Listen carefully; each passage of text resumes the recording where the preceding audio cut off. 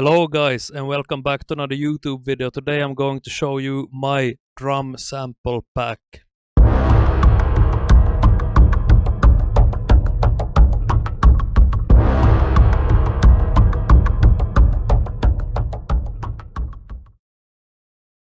Alright, this product has been now out for a while on my YouTube channel already since the beginning almost. I sampled my own drums, as you have seen in the tutorials over the months now, the Tama Rockstar from the 80s, made in Japan. And I sampled them around a year ago, and I have been using them frequently in many albums. And I assume that most of you guys watching my YouTube channel are mixers yourself, producers, musicians that are mixing your own stuff. So you know, we guys, we like to tweak. We don't want samples that are already processed, so you just drag and drop them and it's done. Like myself, I like to work with, if I use drum samples, I like to work with unprocessed samples actually, because I have a need to tweak myself into perfection, like most of you guys probably are like myself. So that's why I made this. So instead of replacing drums in a mix when you're actually doing a real mix for a client, I like to use my own stuff because, first of all, then it sounds unique. It doesn't sound like anything else because it's unprocessed tracks. You can tweak them into what you want them to be, and that's the whole purpose why I wanted to do pretty much untreated drums.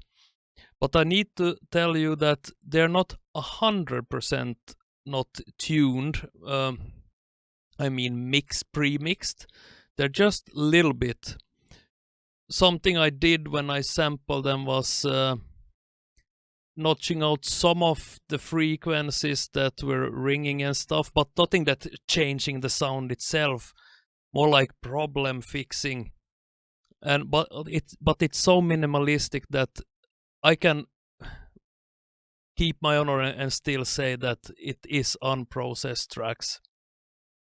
They sound very raw, and in this video I wanted to show you what they sound like, because you have seen in my description that you can get them there, but I only have some samples there online how you can hear it unprocessed, and then also a mixed version. So instead of only relying on that, I thought, why not just make a video where I show what they sound like and how you can use them like in real live scenarios. Unfortunately, I cannot show any music that other clients have sent me, and because of copyright claims, and I don't want to disturb any bands. It's their music. I have only mixed it. So therefore I'm going to use it on one of the tutorial songs so you get an idea what you can actually do with these samples. So let's jump into this. I go back now to the third song I made a mixing tutorial of. Maybe remember this one. I just move myself a little bit here.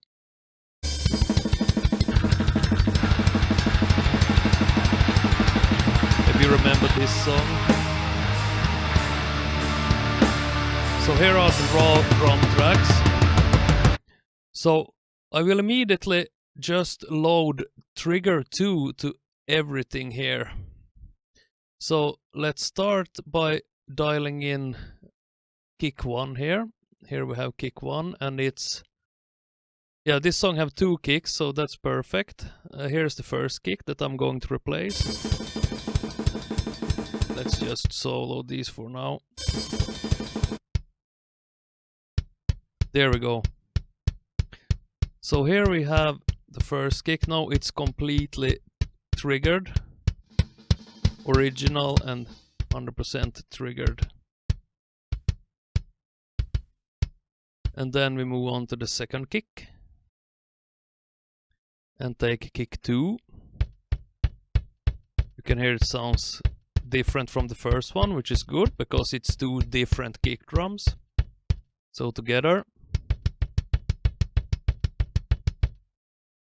And another thing I need to mention, when I made this drum pack, I sampled each and every thing like the snare and kicks and toms so many times. I don't even remember how many times, like 30 or 40 different shots. So when you play this back, it doesn't sound robotic at all. It actually sounds not 100% human, but it sounds at least closer to how a human would play it, because I didn't either take the most even hits, let's say, on the snare, because a real human playing drums is not hitting exactly constantly every time, every hit.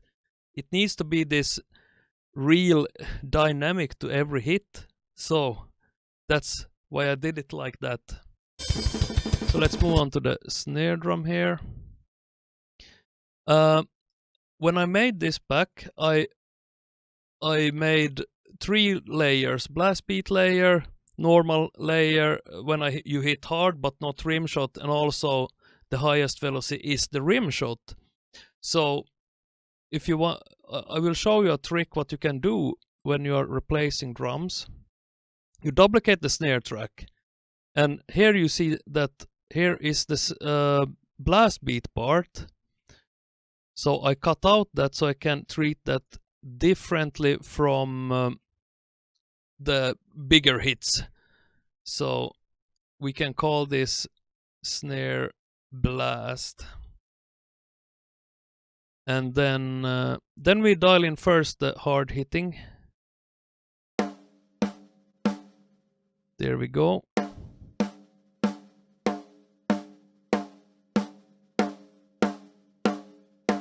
If you listen, I can show you the different layers. Now it's the highest velocity, so now it's the rim shots. But if you go lower,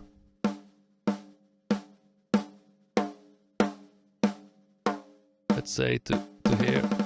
Now it's the hard hitting hits, but not the rim shots. And if you go even lower, you start hearing the blast beats. There. So to dial this in now, I check I need to listen first what I'm actually hitting. It's rim shots, so I take this pretty high up so it starts to hitting those rim shots.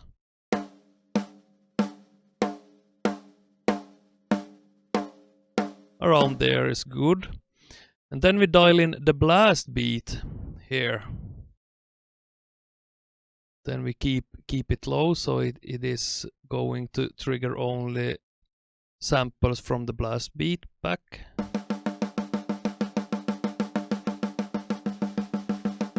Maybe even lower. Yeah, around there. So now we can group these together like that. So this is all the snares here. So now we can treat this bus instead of the individual tracks. Like that. And together with the kicks, now this sounds like this. Sounds pretty good, I would say, and definitely unmixed, which is good because then you can tweak it as you want it to sound. And then we move on to the toms. Let's listen how they sound. We can already pan them also, so first tom to the left, 40%, and then the second tom 40% to the right, and then the floor tom around, let's put it to 80% to the right. Alright, so then we take the first tom and replace it like that. And then also second tom.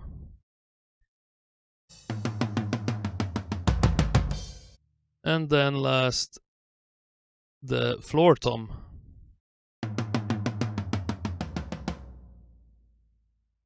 Yeah. So now it sounds like this. I will name this to toms.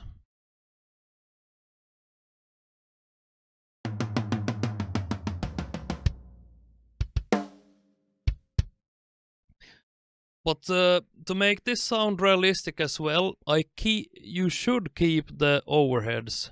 I added actually in the sample pack that you can get from the link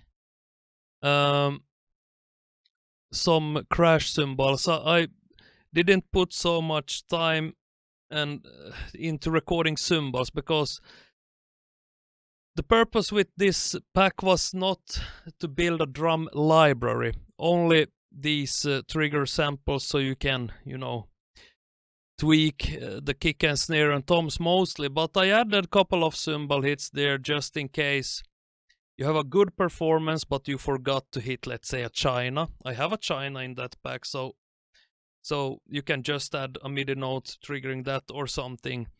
So, but I'm not going to demonstrate that here, so I'm just going to use the overheads that was provided in this mix. So together the drums sounds like this.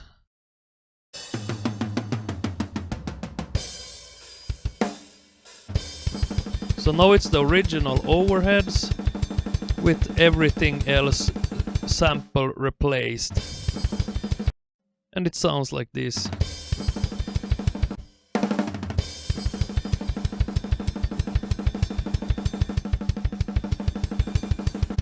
So to do a quick mix down of this so you can get an idea how you can push these samples now, I will add here to the first kick. I start with the first kick and I move on normally, but I do this really quickly for the demonstration today. So the first kick, I need to solo it so I can hear what I'm doing a little bit better.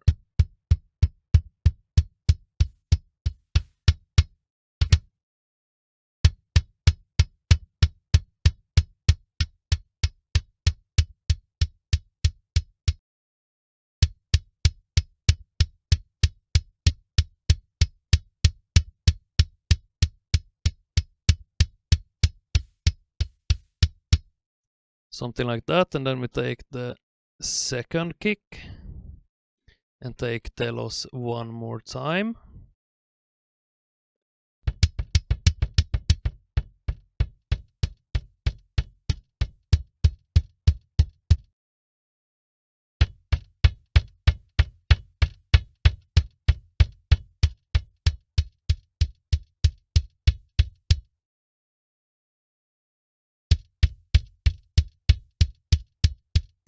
And together with the other kick.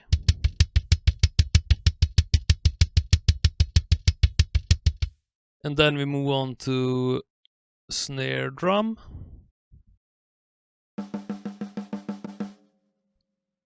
And then we load again the telos drums. We can go maybe to here.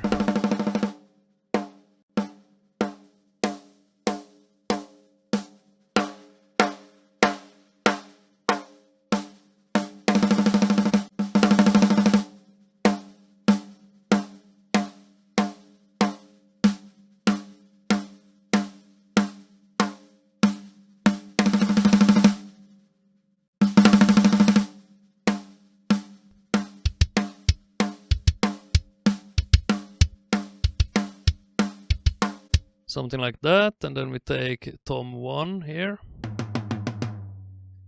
Again, telos.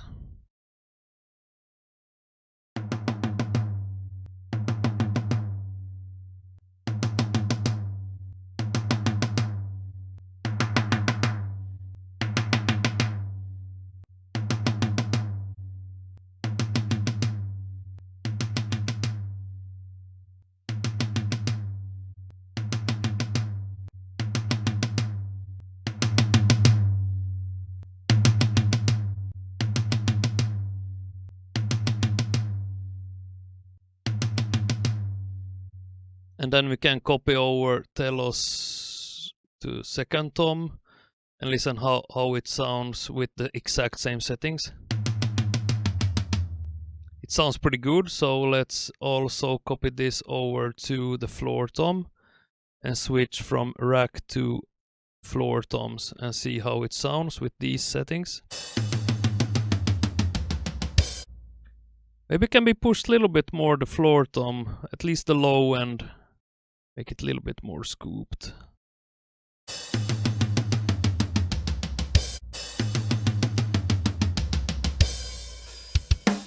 Yeah, something like that. Then we can also mix a little bit the overhead so they fit better with these sample replaced drums. Just for demonstration, I just go again with Telos and go to the cymbals.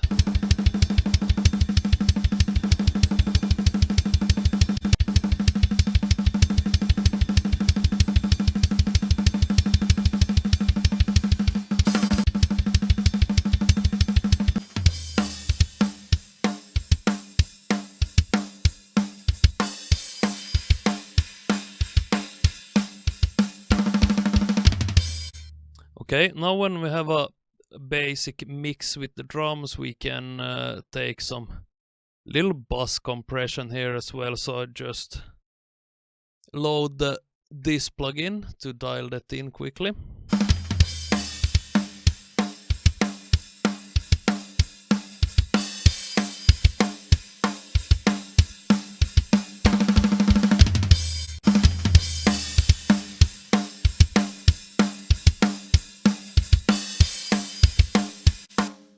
Just for demonstration, we can also add a reverb straight on the snare channel, just so we get a reverb quickly here.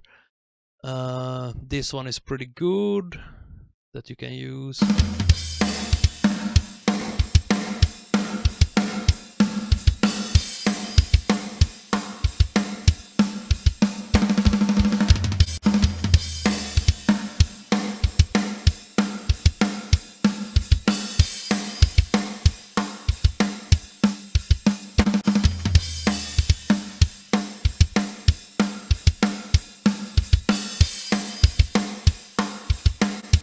And the same with toms, I can add straight a reverb on the tom's bass itself.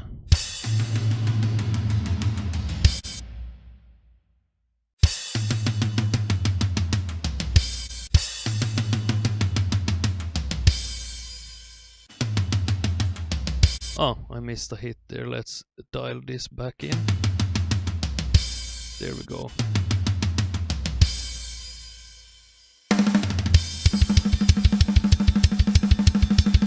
If I remove the plugins now, let's see how it sounds with the real recorded tracks. And then I add the sample replace drums.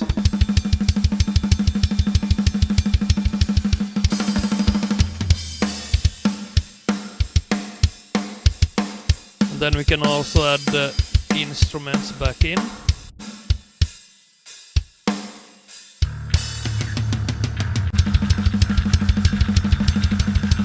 Just do a quick mix on them, just to get some kind of balance going on.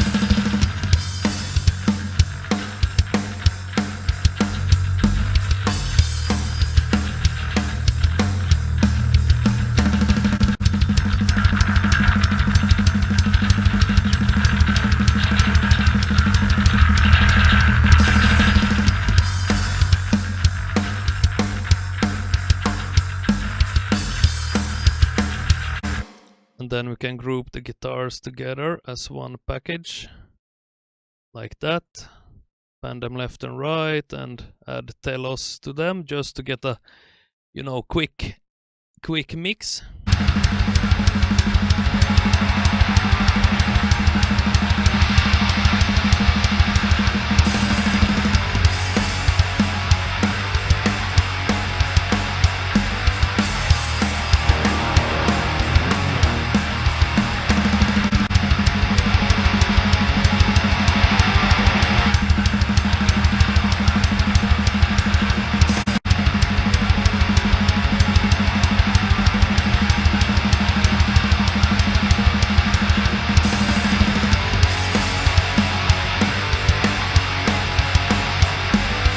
Last but not least, we have the keyboards here, just a super quick mix.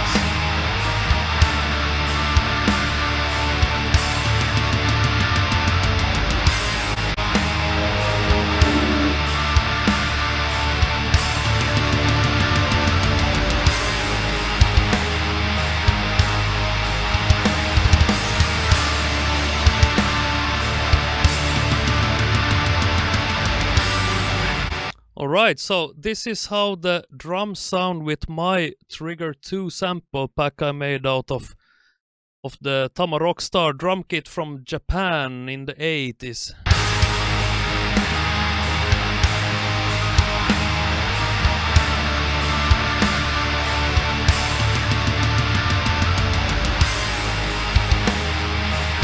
A little more reverb on the tones.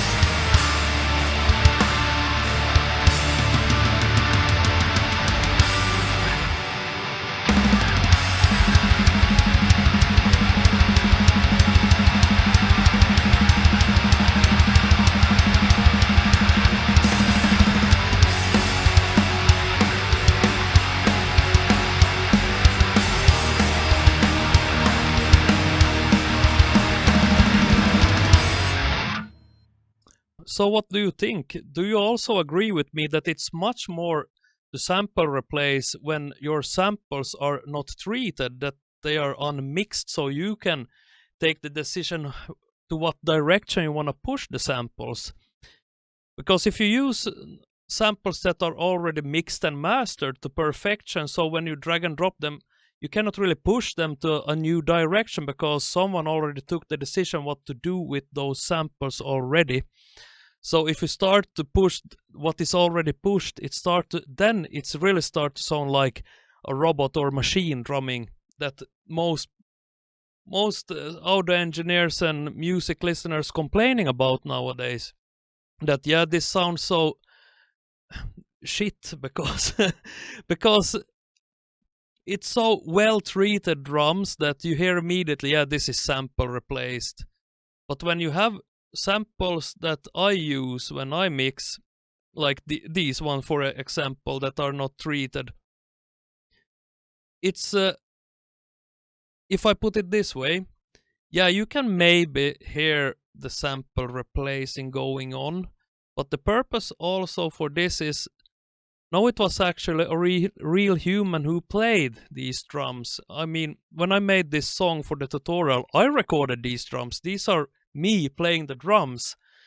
So I'm not changing the performance of the song at all. I'm just changing the sounds. But it was still me who performed the drums for this song. So that is the purpose in what scenarios I use sample replacing. And most of the time I don't like to sample replace at all if it's not necessarily, like if some tracks sounds really bad and you can actually not mix them, because if they sound so bad that no matter what you try to do, you cannot save the sound. It can be something like that the toms are clipped in the recording process if it's poorly recorded. So in that case I would sample replace. And no, I didn't demonstrate one last thing I also want to do, because now I sample replace the drums with the exact same drums, so I didn't have to tune anything. But if you have another scenario that the kick drum is much higher tuned or lower tuned, in Trigger 2 you can tune the kick drum and everything else you're replacing, like let's say now the kick here, you can change the pitch. So if you're sound replacing, let's say, a kick drum or a snare drum recorded with another kit, and you hear that, okay, this sample is now much higher tuned than the snare that was recorded, then you can tune it down till it's as close as possible to the original snare, so it sounds also correct in the overhead tracks. Because if you can hear in the overhead tracks that it sounds like ding, ding, ding, ding, ding, and the snare you replaced it with is doom, doom, doom, doom, doom, then you hear that it's sample replaced. But if you pitch it close enough, it's really hard to tell if it was sample replaced or not. So like in this example, would you be able to tell that this sounds like sample replaced?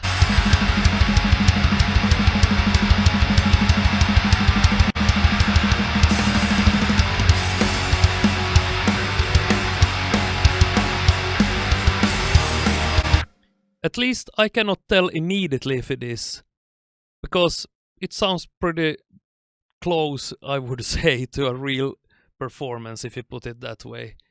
But anyway, do you like this kind of videos that I made today with how I use sample replacing? Because I haven't yet so far at all used any sample replacement in my tutorials. And it's not something I'm going to start doing either, but I wanted at least to show my product that I have created, so you get a new perspective how you can sample replace, even if you're not a fan of sample replacing. Like, I am not a fan of sample replacing. This tool only helps me in the situations when I have no more option, that I actually have to do it to be able to pull off a professional sounding record. So if you like this, please like and comment and subscribe. But most of all, let me know in the comments your own thoughts about this subject, because I'm really interested to hear what you guys have to say about this. So if you like this video, please like it, and yeah, you know the deal. Till next time, bye.